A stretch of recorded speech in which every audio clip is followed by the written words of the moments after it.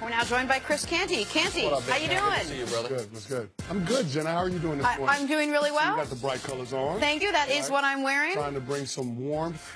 Correct. That is what I am doing. I appreciate that. You see what's happening? I see exactly what she's doing right now. I'm not on board with it, Jenna. I refuse. I know what you're doing. Jenna thinks this is her not being awkward because yesterday Chris Canty called her awkward, and then of course I was striking up a conversation. She's as awkward as can be. Chris Canty. We'll try again tomorrow, Chris. Thank you very much. Epic fail. We'll try that again tomorrow. High five. The NFL draft is right around the corner. Still time for draft picks to slide up and down based on literally anything. For Josh Rosen, it's been an interesting process. So he's been called a lot, right? A little cocky, a little arrogant, a little too intellectual. Now he's being called, wait for it, a millennial. Former UCLA coach Jim Mora Jr., who coached Rosen for 3 years, had this to say about his former quarterback, quote, he needs to be challenged intellectually so he doesn't get bored. He's a millennial. He wants to know why. Millennials, once they know why, they're good. Rosen tweeted this out. Why? Shrug emoji. Hashtag why. So, Chris, what did you make of Jim Mora's comments? Well, I didn't understand where he was coming from in terms of when he said millennial and saying that he needs to be challenged, or I guess you got to engage him in this way. I think most professional athletes need to be challenged and stimulated in that way. You have to get them engaged so you can bring the best out of what that player might have to offer in terms of being able to produce on the field. So when you talk about a quarterback like Josh Rosen asking the questions, why are we doing things a certain way, I don't have an issue with that. To me, a player that wants to get to the why is going to have a better chance of being able to match his physical gifts and his skill sets and have that translate to production on the field. That's what it's all about. I don't need a guy that gets to the line of scrimmage and he panics because the look that the defense shows him on Sunday isn't what the coaches drew up for the scout team on Wednesday and Thursday. I need somebody that's capable of being able to think on their feet. And Josh Rosen strikes me as a quarterback that's capable of doing that based on what I saw on the college game tape and from what his coach is talking about him now. So I like the fact that a player wants to know why he's being asked to do certain things. I don't need a guy that's a robot on Sundays. Yeah, a few things from what he said. I'm not a millennial, thank God, but I need to be challenged. I want to know why, and I need to be challenged even when I was in college. When I was in the pros, I need to be challenged. I'm not a millennial. I don't believe that they absolutely have to come together. What I think is going on with UCLA is I think that collectively that Jim Mora is part of the Josh Rosen team. And there was speculation that Josh potentially didn't want to go to Cleveland. I believe this is part of it. So the coach comes out with comments that would, because in deciding if he was going to go pro, the coach had a lot to do with it. There's no one in UCLA's program has more experience with pro football than Coach Mora. He also used to be a defensive back coach in the National Football League. We used to compete against him every summer with the New Orleans Saints, so I'm very familiar with Coach Mora. He is a great evaluator of talent. He does know what he's talking about, but I believe this is just a little bit of smoke for them to be able to get off the Cleveland team without them saying he does not want to go there, without him not looking bad, because he made a suggestion. I believe Cleveland should draft Sam Darnold. Now, why would he say that? I believe he loves Josh. I believe he believes Josh is a franchise quarterback. But Josh can't say he don't want to be in Cleveland, but I can.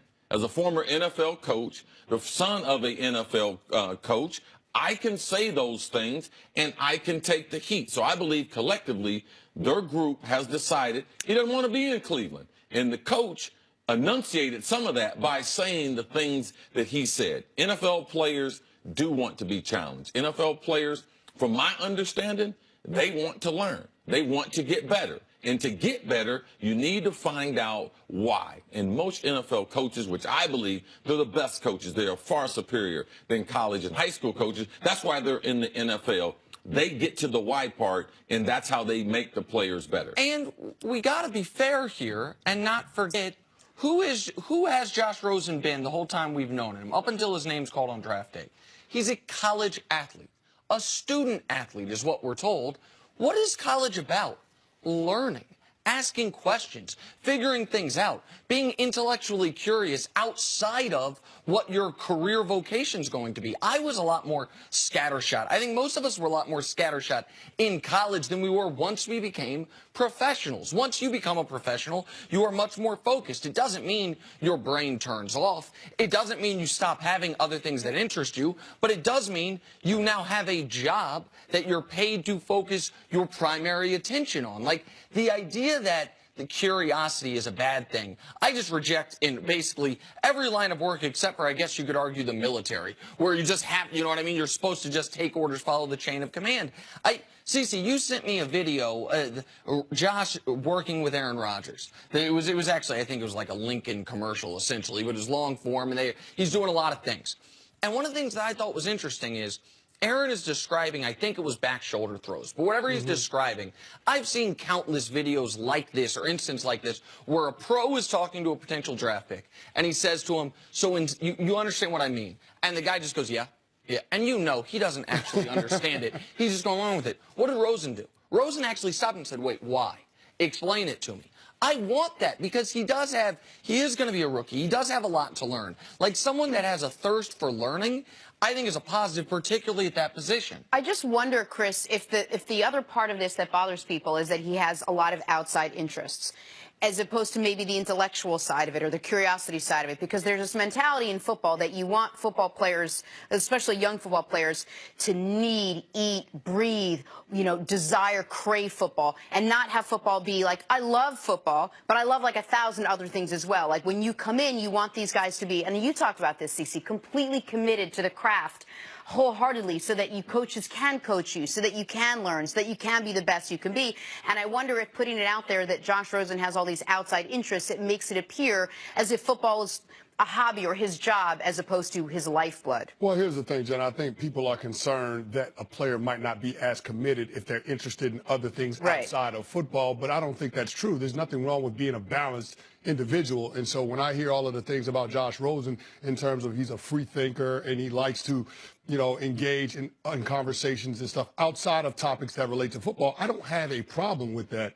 I actually think that's a good thing, to be a balanced person, because if you have somebody that's out of whack, so to speak, then you don't know that that person is going to be grounded enough to be consistent in his approach to his job. And I think that's the concern with a lot of teams that see guys with interests outside of football. Are you committed, and do you love football, versus is this something that you just you like the things that come along with it? So I think that's the question that has to be answered. But you don't know that unless you get into the interview process with Josh Rosen and have conversations. Right. A player who went through a similar thing was Robert Smith at Ohio State, when he had a problem because he couldn't take a certain class because in his major, I think he was in pre-med at the time, was interested in being a doctor at Ohio State. The professor that was teaching the class in the spring, he could take that class, but he would have to miss some football practice. In Ohio State, we don't let players take classes after 1 o'clock because you're into the daily schedule. So Robert had a problem with that.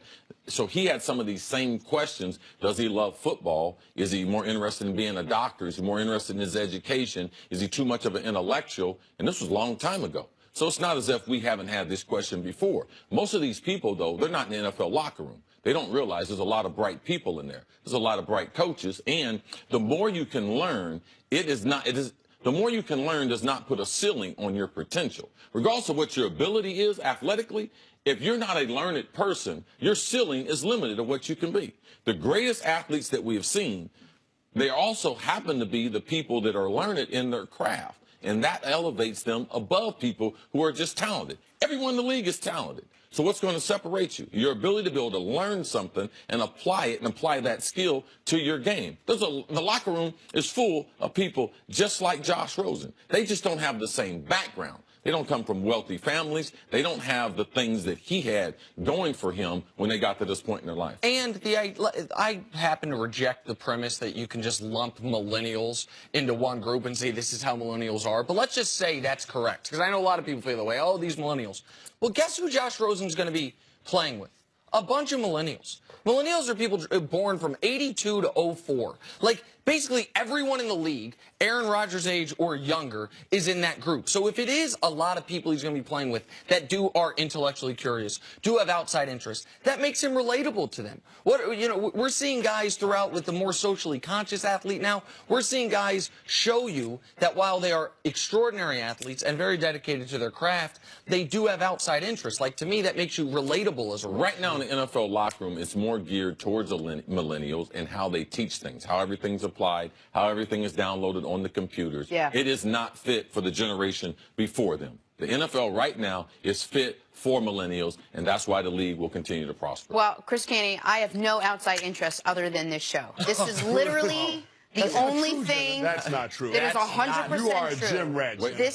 You're right. I have two interests. Exactly. We'll be doing stuff related to the show. 2 interests. That's it. Just the gym and this show. Stop rolling your eyes. Check it out. Chris Carter. Stick around. Chris Canty coming up. Can Amari Cooper and the Raiders turn it around under John Gruden? Grab Let that my phone alone. Let's check out. Let's check on tomorrow. All right. Nice. It's a CNN tell.